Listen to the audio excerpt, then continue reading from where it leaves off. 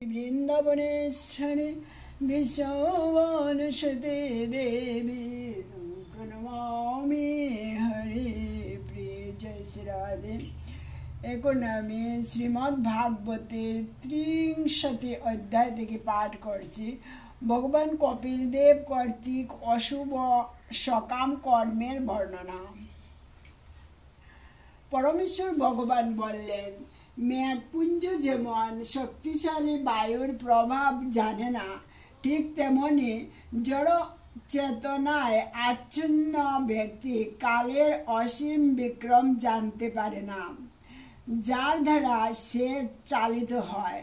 তথাকথিত সুখের জন্য জড়বাদীরা অত্যন্ত কষ্ট স্বীকার করে যে সব প্রয়োজনীয় বস্তু উপার্জন করে।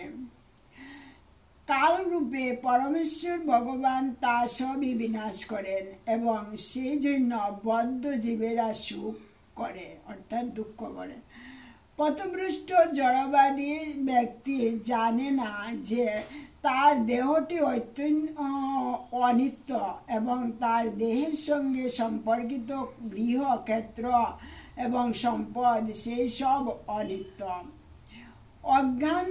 অজ্ঞানতাবশত সে সব কিছুকে নিত্য বলে মনে করে। জীব এই সংসারে যেই যোনিতে জন্মগ্রহণ করে সেই যোনিতেই সে বিশেষ সন্তোষ লাভ করে এবং সেই অবস্থায় সে কখনো বিরক্ত হয় না। যে বিশেষ যোনিতে বদ্ধ জীব রয়েছে তাতে সে সন্তুষ্ট থাকে, মায়ার আবরণাত্মক প্রভাবের দ্বারা বিমোহিত হয়। নরকে থাকলেও তার সেই শরীরকে সে ত্যাগ করতে চায় না, কারণ সেই নারকীয় অবস্থাকে সে সুখকর বলে মনে করে। দেহ, স্ত্রী, পুত্র, গৃহ, পশু, ধন, বন্ধু প্রভৃতির প্রতি গভীর আসক্তির ফলে জীব তার জড় জাগতিক জীবনে এই প্রকার সন্তোষ অনুভব করে।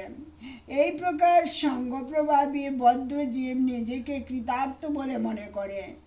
উৎকণ্ঠায় সর্বক্ষণ দগ্ধ হওয়া সত্ত্বেও এই প্রকার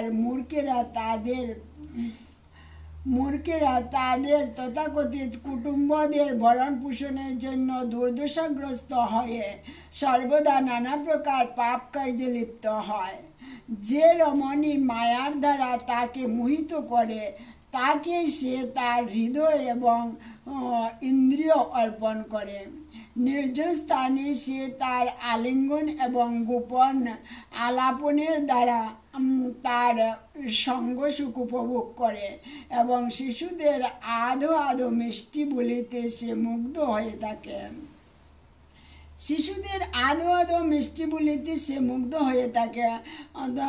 আসক্ত গৃহব্রত ব্যক্তি কূটনীতি এবং রাজনীতিতে পূর্ণ পারিবারিক জীবনে অবস্থান করে, সর্বদা দুঃখ বিস্তার করে এবং ইন্দ্রিয় তৃপ্তির কার্যের দ্বারা নিয়ন্ত্রিত হয়ে সে তার দুঃখ দুর্দশার নিবৃত্তি সাধনের জন্য কেবল কর্ম করে। যদি সে সেই দুঃখ দুর্দশার নিবৃত্তি সাধনে সমর্থ হয় তখন সে নিজেকে সুখী বলে মনে করে। সে ইতস্তত হিংসা আচরণ করে, ধন সম্পদ অর্জন করে এবং যদিও তার পরিবারের ভরণ পোষণের জন্য সে তা করে, কিন্তু সে নিজে কেবল সেই অর্থের দ্বারা কেনা খাদ্যের স্বল্প মাত্র অংশই আহার করে এবং এইভাবে যাদের জন্য সে অন্যায়ভাবে ধন সংগ্রহ করেছিল তাদেরই জন্য সে নরকগামী হয়। যখন তার জীবিকায় সে ব্যর্থ হয় তখন সে বারবার তার অবস্থার উন্নতি সাধনের চেষ্টা করে, কিন্তু তার সমস্ত চেষ্টায় সে যখন ব্যর্থ হয় এবং বিনষ্ট হয় তখন সে অত্যাধিক লোভের কারণে অন্যের ধন গ্রহণ করে। যখন সেই দুর্ভাগা তার পরিবারের সদস্যদের ভরণ পোষণে অক্ষম হয়ে হতশ্রী হয়, তখন সে তার ব্যর্থতার কথা চিন্তা করে দীর্ঘ নিঃশ্বাস ত্যাগ করে সুখ করে। তাদের পালন পোষণে তাকে অসমর্থ দেখে তার পত্নী এবং অন্যান্য আত্মীয়রা তাকে আর আগের মতো সম্মান করে না। ঠিক যেমন নির্দয় কৃষকেরা বৃদ্ধ বলদকে অযত্ন করেন, কিন্তু তা সত্ত্বেও সেই মূর্খ সংসার জীবনের প্রতি বিরক্ত হয় না, যাদের সে এক সময় পালন করেছিল, তাদেরই দ্বারা অবজ্ঞা ভরে সে পালিত হয়। জরার প্রভাবে বিরূপাকৃতি হয়ে সে মৃত্যুর প্রতীক্ষা করে।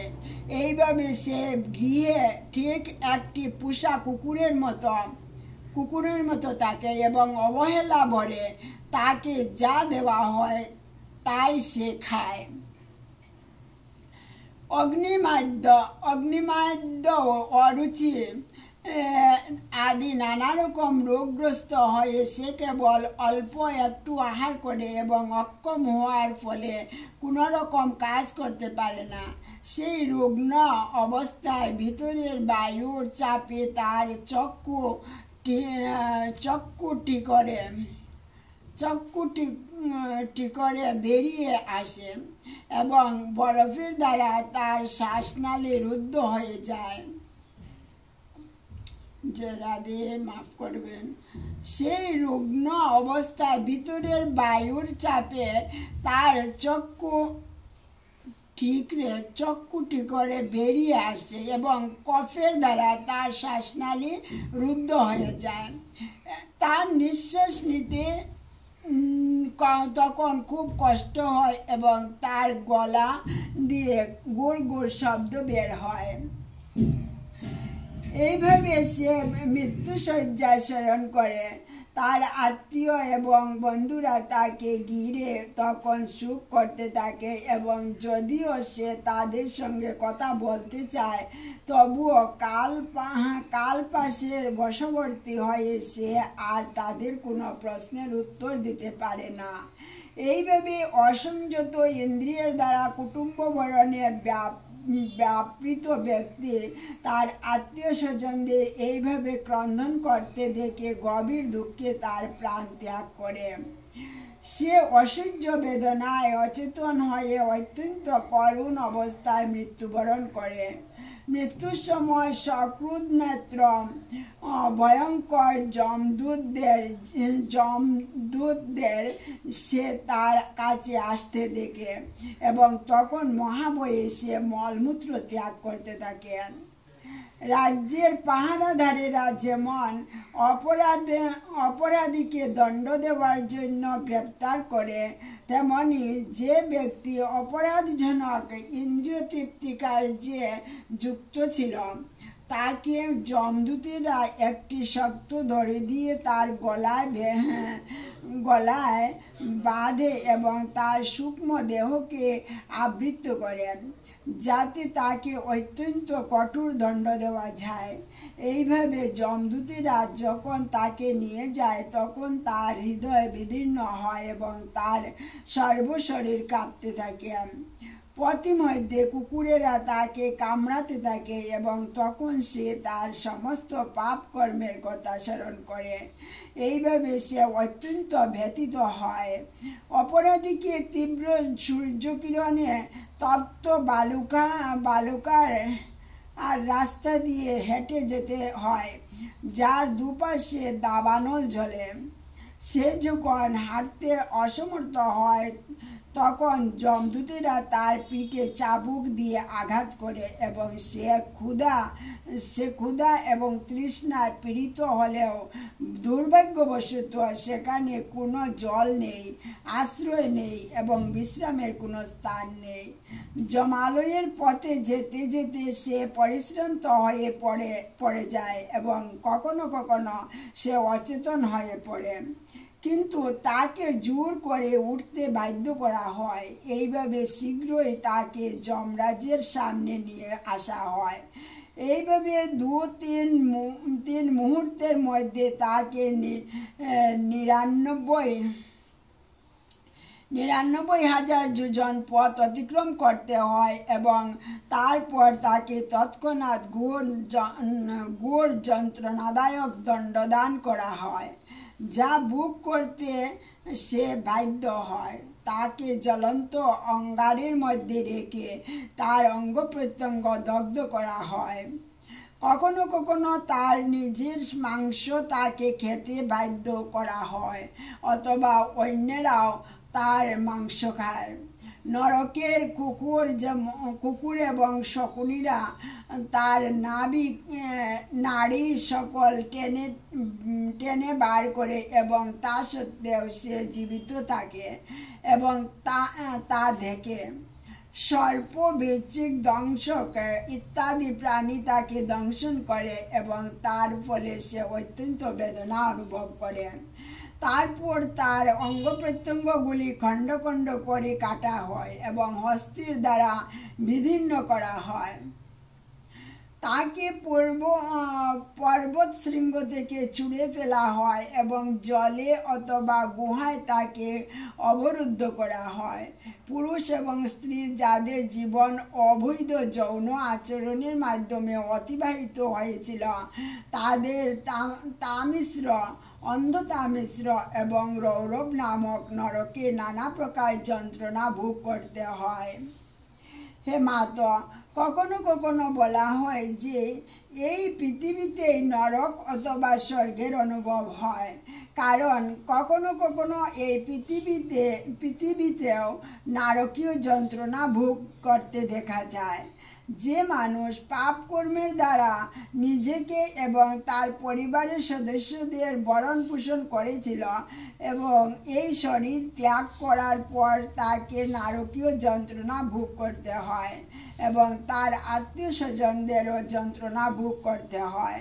তার বর্তমান শরীর ত্যাগ করার পর সে একলা নরকের গভীরতম অন্ধকার প্রদেশে প্রবেশ করে এবং অন্য প্রাণীদের প্রতি হিংসা করে সে যে ধন অর্জন করেছিল সেই পাপকে পাথেয় রূপে সে সঙ্গে নিয়ে যায়। এইভাবে পরমেশ্বর ভগবানের ব্যবস্থাপনায় কুটুম্ব পোষণকারী ব্যক্তিকে তার পাপ কর্মের ফল ভোগ করার জন্য নারকীয় অবস্থায় নিক্ষেপ করা হয়। তার অবস্থা তখন সর্বস্ব ব্যক্তির মতো হয়। অতএব যে ব্যক্তি অবৈধ উপায়ের দ্বারা তার পরিবার এবং আত্মীয় স্বজন পালনে অত্যন্ত উৎসুক, সে অন্ধতামিশ্র নামক নরকের গভীরতম অন্ধকার প্রদেশে প্রবেশ করে। সমস্ত কষ্টকর নারকীয় অবস্থা ভোগ করার পর এবং নিম্নতম পশু জীবন থেকে মনুষ্য জন্মের পূর্ব পর্যন্ত সমস্ত স্তর ক্রমশ অতিক্রম করে এবং এইভাবে দণ্ডভোগ করার মাধ্যমে পাপ থেকে মুক্ত হয়ে সে পুনরায় এই পৃথিবীতে মনুষ্য রূপে জন্মগ্রহণ করে। জয় রাধে। হরে কৃষ্ণ কৃষ্ণ কৃষ্ণ হরে হরে, হরে রাম রাম রাম হরে হরে। জয় শ্রী রাধে। ভুল ভ্রান্তি মাফ করবেন।